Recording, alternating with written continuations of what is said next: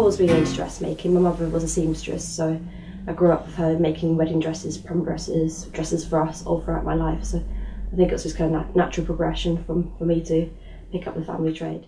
I think when I was in the womb, I probably had the sewing machine chundering away. So my mum was always into crafts. She has a knitting machine, sewing machine, making her own jewellery. So it's not something I could really put a date on. I think even when I was a little toddler, I was probably running around her, stealing her scissors and getting scraps of fabric and making Barbie doll dresses with and tying them around the dog. And so that's probably my first couture piece, was scraps of fabric tied around my dog when I was a kid. My inspiration for work come from everything all around me. I immerse myself in the whole vintage lifestyle and culture. I watch vintage movies, Marilyn Monroe films, anything that's sort of mid-century I watch, even new things based in the olden days like Mad Men. It's a huge, great inspiration, and films like Cry Baby, even Grease. Even Grease is a big inspiration because it's one of the biggest films that people think about when they think about the 50s. I often get shouted at down the street like, "Oh, you look like an extra from Grease." But it's kind of what people instantly think of when they think of 50s. So even Grease inspires me. Cry Baby is a massive inspiration at the moment. In fashion in general is great inspiration.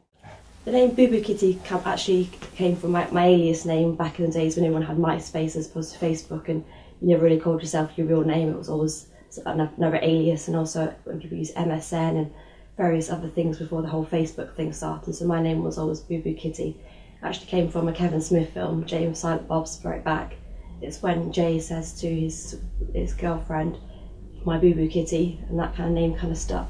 My 10-year plan is I'd like to have a boutique, perhaps in Nottingham, with a shop at the front, a high-end boutique in the front, and then maybe a studio in the back, and I'd have a team of highly skilled seamstresses which would be making all the dresses for me, and I would just be overseeing liaise and kind of going out for champagne dinners and kind of getting more clients and more customers in and networking, and leaving my team of seamstresses to make all the dresses where I'll just be designing and having fun. Hive kind of gave me a different outlook on my business. When I first started the Hive, I was a bit sure whether or not I wanted to do the Hive because my business was already up and running. I already had tons of customers, a massive Facebook and Twitter following. I felt like I didn't need their help so much to do that, and I already had my website and I already had the designs and everything.